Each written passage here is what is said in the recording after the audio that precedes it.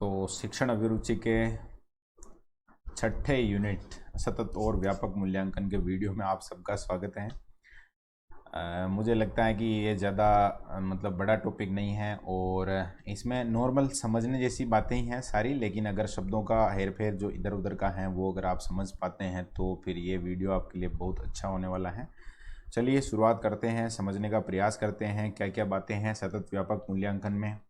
तो सतत एवं व्यापक मूल्यांकन, अभी आप जब ये शब्द सुन रहे हैं तो थोड़ा आपको अजीब भी लग रहा होगा कि ये कौन सा है, लेकिन इसी को आपने स्कूल स्तर पर कहीं ऐसे सुना होगा सीसीई के नाम से। तो कंटिन्यूस कॉम्प्रहेंसिव एवोल्यूशन के नाम से, जिसको अपन फुल फॉर्म की बात करें तो सतत और व्यापक मूल्यांकन।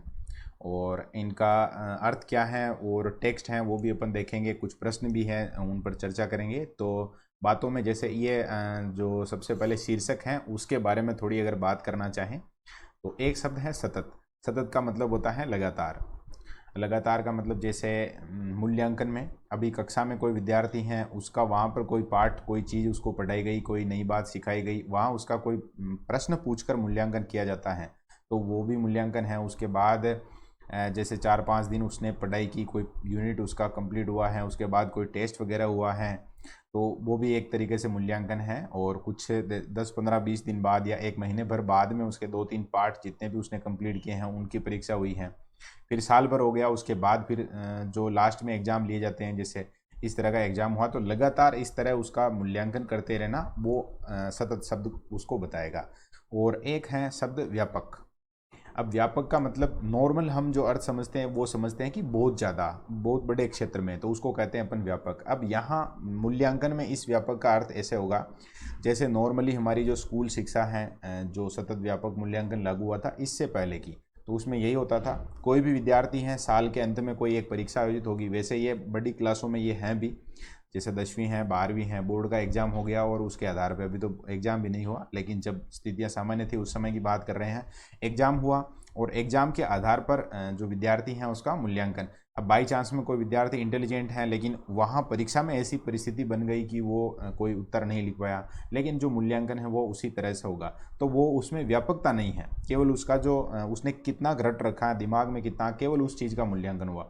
और भी बहुत सारे जीवन के आयाम हैं, वो चीज़ें हो सकता है कि उसमें वो बढ़िया हो लेकिन वो छूट जाती हैं, तो इसीलिए यहाँ पर व्यापक शब्द आ गया है। मूल्यांकन का मतलब एक तरीके से नॉर्मल हम कहें तो एक टेस्ट कह लो, परीक्षा कह लो, ये सारी सारी चीज़ें मूल्यांकन। अब इसमें टेक्स्ट क्या है, जो चीज़ें हमें पढ़नी है वो क्या है वो देख लेते हैं अपन फटाफट से। सतत व्यापक मूल्यांकन या सीसीई जिसको कहते हैं अपन, इसका मतलब है जो विद्यार्थी हैं, विद्यालय आधारित मूल्यांकन की उस प्रणाली से जिसमें विद्यार्थियों के विकास के सभी पहलुओं की ओर विशेष ध्यान दिया जाता है। यहाँ शब्द आ गया सभी पहलुओं की ओर। सभी पहलुओं की ओर का मतलब केवल एक उसको मतलब उसने याद कितना कर रखा है, रट कितना कर रखा, उसके अलावा भी और बहुत सारी चीज़ें हैं उन पर भी विशेष ध्यान देना, वो सीसी या सतत और व्यापक मूल्यांकन। सतत का अर्थ निर्धारण की नियमितता, यूनिट परीक्षण की आवृत्ति यानी बार बार, शिक्षा प्राप्ति की कमियों का निदान, कोई भी समस्या आ रही है, जैसे आपने क्लास ली, उसके बाद आपने कोई प्रश्न पूछा, किसी एक विद्यार्थी को नहीं आया तो आप फटाफट से उसको बताएंगे कि भाई इसको इस तरीके से समझना है, ये याद रखना है। पुनः परीक्षण और अध्यापकों और छात्रों के स्व मूल्यांकन के लिए उन्हें घटनाओं के प्रमाण का फीडबैक देना, बातचीत चलती रहती है, वो एक तरीके से सतत शब्द हैं वो बता रहा है। व्यापक का अर्थ है कि यह योजना विद्यार्थियों की समृद्धि विकास के शैक्षिक सह शैक्षिक दोनों क्षेत्रों को अपने में समाहित करने का प्रयास करती है। अब ये तो हो गया जैसे एग्जाम हो रहा है, वहाँ कितने नंबर आ रहे हैं क्या है, वो सारी बातें हैं। इसके अलावा भी और बहुत सारी गतिविधियाँ हैं, उन चीज़ों को भी इसमें शामिल करने का प्रयास जब किया जाता है तो उसके लिए शब्द आता है व्यापक, यानी विस्तार से बहुत सारी चीज़ों का शामिल होना। भिन्न प्रकार के साधन तकनीक हैं उनका उपयोग, शिक्षा प्राप्ति के क्षेत्रों में विद्यार्थियों के विकास को आंकने के लक्ष्यों का उल्लेख इस तरह से, जैसे ज्ञान है, ज्ञान में समझना पहले किसी चीज़ को, फिर उसका मतलब आत्मीकरण है बोध, फिर अनुप्रयोग, जिसको ये वैसे ये 3 अलग और ये 3 अलग हैं ऐसे समझेंगे। ज्ञान का मतलब कोई भी बात जो हम सीखते हैं वो, फिर अनुप्रयोग समझना है, किसी चीज़ को समझना, अंडरस्टैंडिंग ऐसे अंग्रेजी में अगर बात करें तो। अनुप्रयोग का मतलब उसका उपयोग करना, जैसे कोई चीज़ आपने सीखी है उसका अगर आप कहीं उसको इम्प्लीमेंट कर रहे हैं तो उसको अनुप्रयोग करेंगे कहेंगे। विश्लेषण की बात है ये, कोई अगर आपसे उसके बारे में कुछ पूछे तो आप उसके अलग अलग चीज़ों को डिस्क्राइब कर सके उनके सामने। वो फिर मूल्यांकन तो हम बात कर ही रहे हैं टेस्ट वाला, और ये और कुछ नया, कुछ जो चीज़ें पढ़ी हैं उससे भी अलग सोचना, ये सारा मतलब जो सृजन है वो हम इससे पहले एक टॉपिक में सृजनशीलता में, सृजनात्मकता में हमने पढ़ा था, वही है सृजन का मतलब नया निर्माण। सतत और व्यापक मूल्यांकन का उद्देश्य इस बात पर बल देता है कि बच्चे की समृद्धि और विकास के अभिज्ञान पहलुओं का मूल्यांकन एक घटना के बजाय एक सतत प्रक्रिया है जो अध्यापन शिक्षा प्राप्ति की संपूर्ण प्रक्रिया के अंदर निर्मित है। शैक्षिक सत्र की समूची अवधि में यह समाहित रहती हैं, फैली हुई रहती हैं। सतत और व्यापक मूल्यांकन का उद्देश्य इस बात पर बल देना है कि बच्चों की समृद्धि और विकास के मतलब कि एक तरीके से सी शब्द आपको थोड़ा ध्यान रखना चाहिए, और सामान्य अगर अर्थ निकालें इसका तो इस तरह सोच लीजिए, जो अपनी परंपरागत पढ़ाई थी जो चला आ रहा था काफ़ी समय से, वो सारी चीज़ें छूट गई और उससे थोड़ा सा एडवांस लेवल, मतलब जो भी विचारक हैं शिक्षा के क्षेत्र में जिन्होंने काम किया है उनके आधार पर फिर थोड़ा सा उसमें बदलाव किया गया। और बदलाव में यही बातें हैं कि विद्यार्थी का आप केवल उसने क्या रटा है उसके आधार पे आप मूल्यांकन नहीं कर सकते, और भी बहुत सारी चीज़ें हैं जिनको हमें शामिल करना चाहिए। आगे यही है, अभिज्ञात पहलुओं का मूल्यांकन एक घटना होने के बजाय एक सतत प्रक्रिया है और अध्यापन शिक्षा प्राप्ति की संपूर्ण प्रक्रिया के अंदर यह निर्मित होती है। शैक्षिक सत्र की समूची अवधि में इसका विस्तार होता है।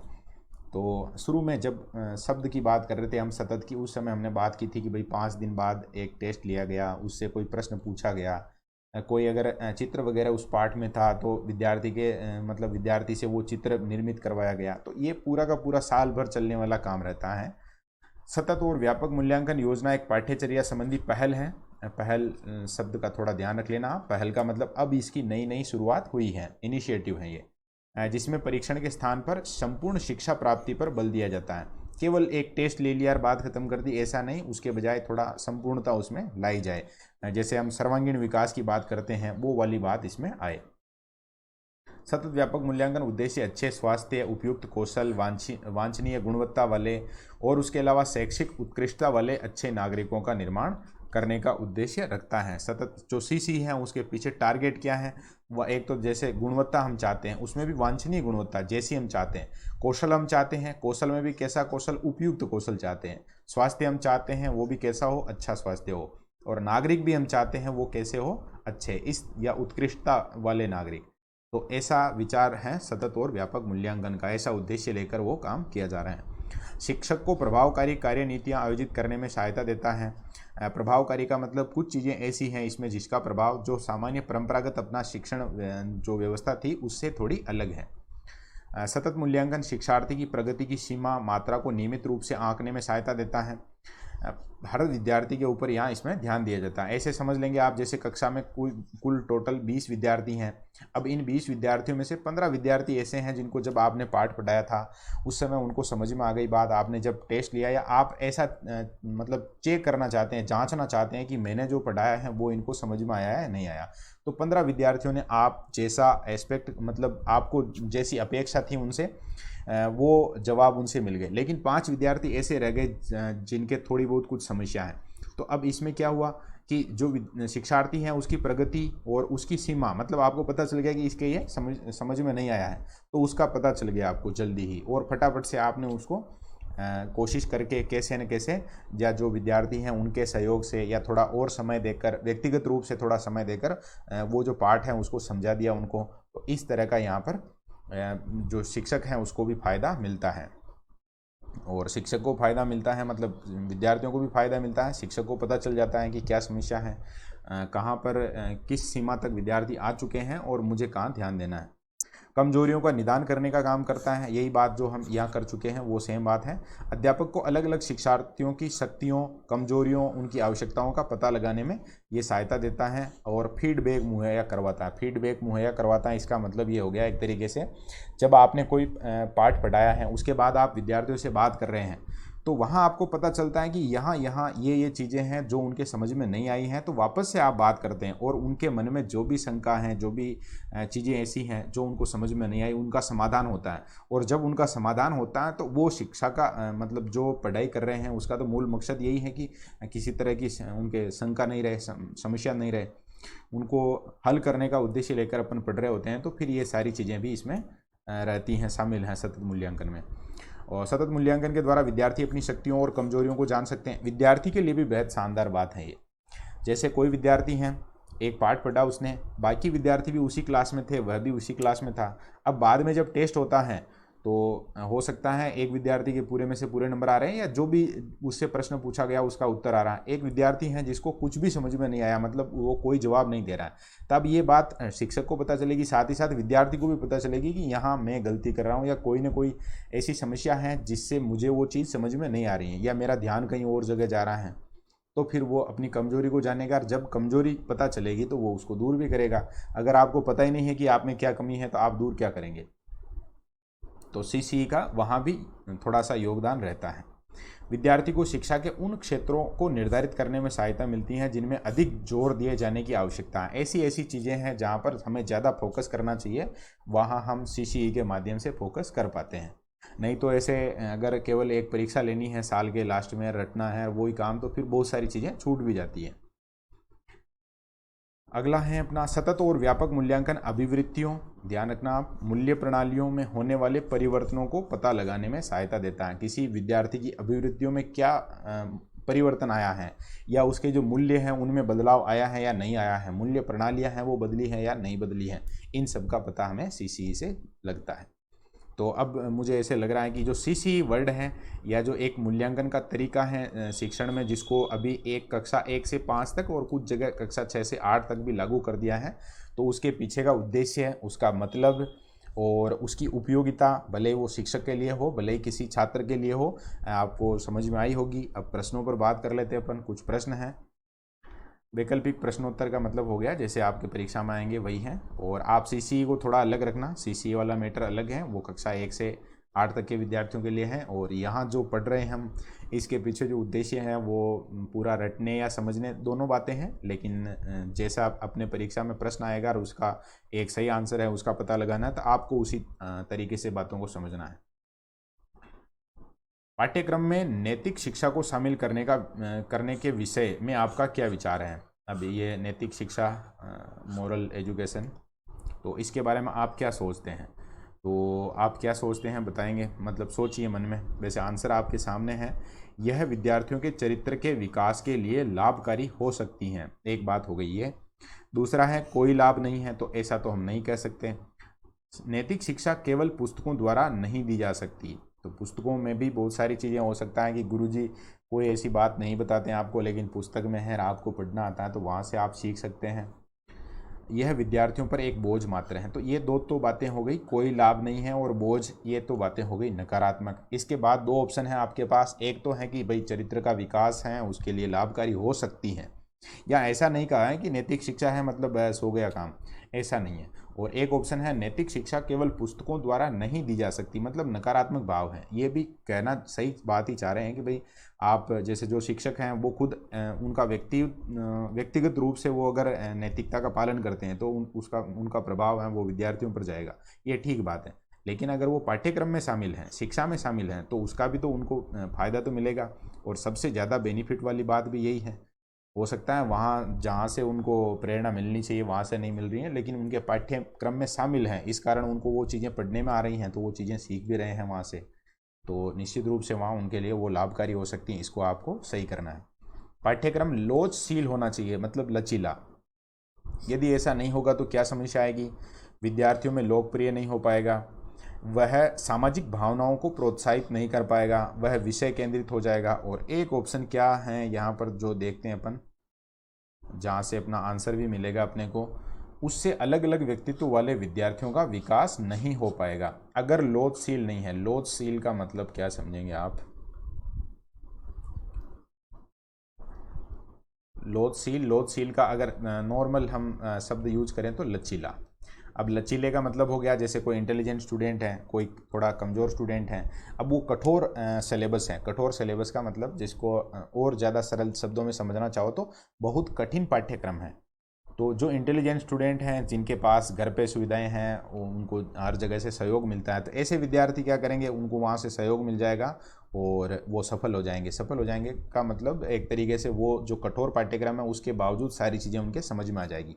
लेकिन बाई चांस में कोई ऐसा विद्यार्थी है जो पहले से कमज़ोर है थोड़ा, फिर उसके और सहयोग करने वाला कोई नहीं है, तो फिर वहाँ पर समस्या हो जाएगी। वो एकदम से मतलब पढ़ना लिखना बंद ही कर देगा। तो फिर वो लोचशील या लचीला पाठ्यक्रम होना इसीलिए आवश्यक है, इसीलिए उसका लोचशील होना फायदा करता है। क्योंकि अगर लोचशील नहीं होगा तो अलग अलग व्यक्तित्व वाले विद्यार्थियों का विकास नहीं हो पाएगा। कोई होशियार है, कोई इस तरह समझ लो आप, अलग अलग व्यक्तित्व का मतलब यही लगाएंगे अपन। और व्यक्तित्व शब्द हैं वो तो मतलब बहुत विस्तृत, बहुत हाई लेवल का शब्द है, लेकिन ठीक है, यहाँ जैसा शब्द है उस हिसाब से भी अपन समझे तो जो उदाहरण है उसमें यही है कि कुछ इंटेलिजेंट हैं, कुछ को ऐसे इंटरेस्ट हैं कि कुछ को इंटरेस्ट नहीं आ पाता है, इस तरह के भी व्यक्तित्व होते हैं। फिर आगे हैं, छोटे विद्यार्थियों के लिए शिक्षा का माध्यम क्या होना चाहिए? तो अंग्रेजी, क्षेत्रीय भाषा, मातृभाषा और राष्ट्रभाषा। तो यहाँ शब्द हैं छोटे विद्यार्थियों के लिए, तो आप सीधा मतलब कह सकते हैं, आज ही हम बात कर रहे थे तो अंग्रेजी भी कह सकते हैं कि अंग्रेजी तो यूनिवर्सल लैंग्वेज है और सारी बातें हैं। या फिर क्षेत्रीय भाषा, ठीक बात है, क्षेत्रीय का मतलब उस क्षेत्र में जो भाषा बोली जाती है वो, और राष्ट्रभाषा का मतलब जो भी संविधान के द्वारा बताई गई है वो भाषा। लेकिन यहाँ सबसे ज़्यादा वो सीख किस भाषा से पाएगा, तो वो है जैसे घर पे जो बोली जाती हैं वो मातृभाषा, यानी कि जो बच्चे की माँ बोलती है उसको कहेंगे अपन मातृभाषा। और उसी में अगर वो जो जब छोटा है उस समय की जो उसको एजुकेशन मिल रही है उसका माध्यम है, तो सबसे ज़्यादा संभावना रहेगी उसकी ये चीज़ें सीखने की। बाद में जब वो थोड़ा बड़ा हो जाएगा तो उसके बाद आप चाहे अंग्रेजी मीडियम में पढ़ाइए, चाहे राष्ट्रभाषा में, क्षेत्रीय भाषा में, वो आराम से पढ़ पाएगा। लेकिन शुरुआत में अगर आप अलग भाषा की तरफ मूव कर रहे हैं तो वहाँ समस्या भी आएगी उसके। क्या आप समझते हैं कि बालकों बालिकाओं दोनों के लिए समान पाठ्यक्रम होना चाहिए? तो पहला ऑप्शन कह रहा है जी नहीं, तो ये तो घटिया बात ही हो गई एक तरीके से। दोनों की पाठ्यचर्या अलग अलग होनी चाहिए। जी हाँ, रोजगार के योग्य बनाने की शिक्षा दोनों के लिए समान से जरूरी है। जी नहीं, बालकों के लिए पाठ्यचर्या उनकी, बालिकाओं के लिए पाठ्यक्रिया उनकी शारीरिक भावनात्मक आवश्यकताओं के अनुरूप होनी चाहिए। और लास्ट ऑप्शन है जी हाँ, दोनों में कोई अंतर नहीं होना चाहिए। और यही बात है, आजकल स्कूल का जो पाठ्यक्रम है, चाहे जो सरकार के जितने भी कार्यक्रम हैं, वो सब हमें यही बता रहे हैं। और हाल यही है कि उन दोनों में किसी प्रकार का कोई भेद, कोई अंतर नहीं है।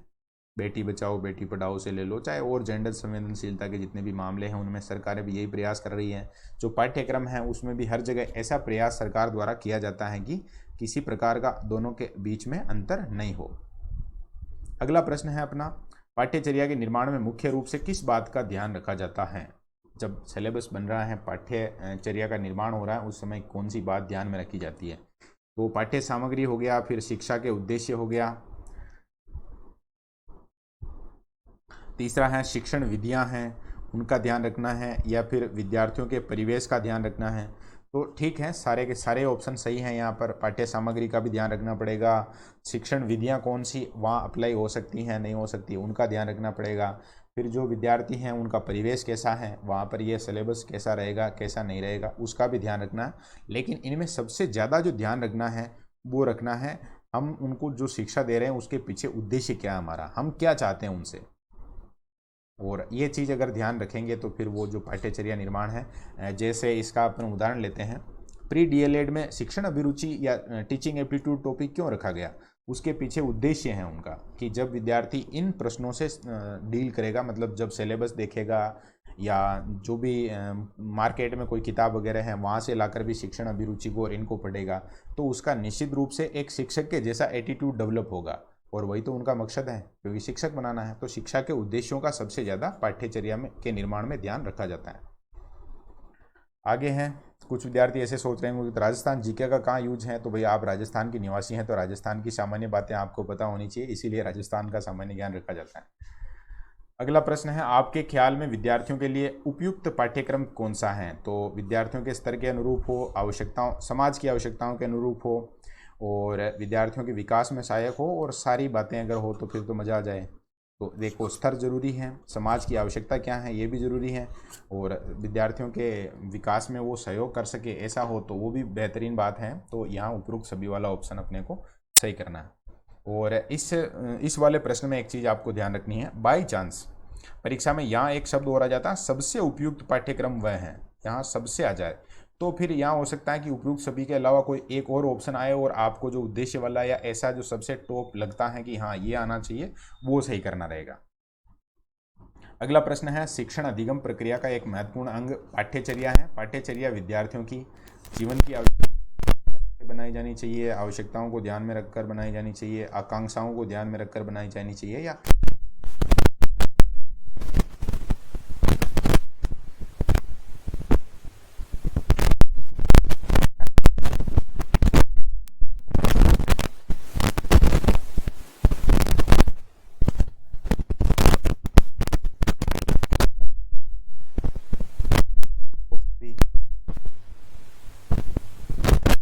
प्रोडक्टिव हो।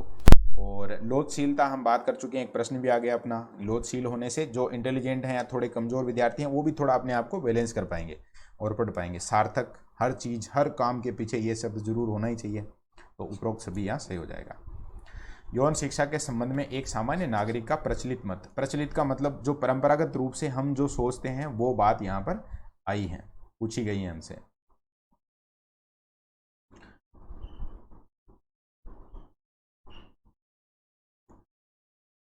इसे जीव विज्ञान विषय के अंतर्गत विद्यार्थियों के विशिष्ट समूह को पढ़ाया, इसको प्राथमिक कक्षाओं से ही स्वास्थ्य एवं अनौपचारिक रूप जाए।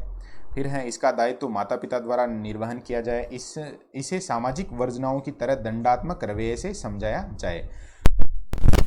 सामाजिक वर्जनाओं,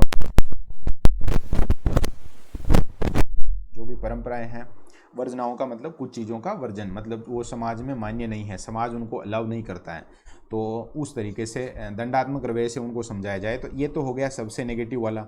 इसके बाद कि भाई जो एजुकेशन है उसमें माता पिता का निर्वहन वाली बात अगर हम कर रहे हैं तो फिर स्कूल क्यों भेज रहे हैं उनको, बाकी चीज़ें भी वो सिखा सकते हैं। तो इसका मतलब जो थर्ड ऑप्शन है अपना वो भी कट जाएगा। फिर दो हैं जिसमें थोड़ा ठीक है कि जीव विज्ञान विषय के अंतर्गत विशिष्ट, यहाँ थोड़ी समस्या आ गई है, इसमें लिखा है इसने कि विशिष्ट समूह को, तो फिर वही भेदभाव वाली बात हो गई। अब है, इसको प्राथमिक कक्षाओं से ही स्वास्थ्य एवं अनौपचारिक रूप से, यानी कि उसमें इस तरह की औपचारिकता की कोई आवश्यकता नहीं है, अनौपचारिक रूप से ही आप अगर जो शुरू की कक्षाएं हैं, प्राथमिक कक्षाएं हैं, वहीं से अगर पढ़ाना शुरू करते हैं तो निश्चित रूप से, क्योंकि इसमें जो बातें जुड़ी हुई हैं उसमें एक चीज़ सबसे महत्वपूर्ण है, वो है स्वास्थ्य, या जो फिजियोलॉजी है, या जो भी हैं, मतलब जिसको अपन शरीर की कार्यकी कहते हैं, वो सारी चीज़ें हैं, उनके बारे में अगर विद्यार्थी का ज्ञान प्राथमिक कक्षाओं से ही बनना शुरू होगा तो वो ऐसी बहुत सारी भ्रांतियां वगैरह हैं, समाज में प्रचलित चीज़ें हैं, उनसे बचा रहेगा और अपने स्वास्थ्य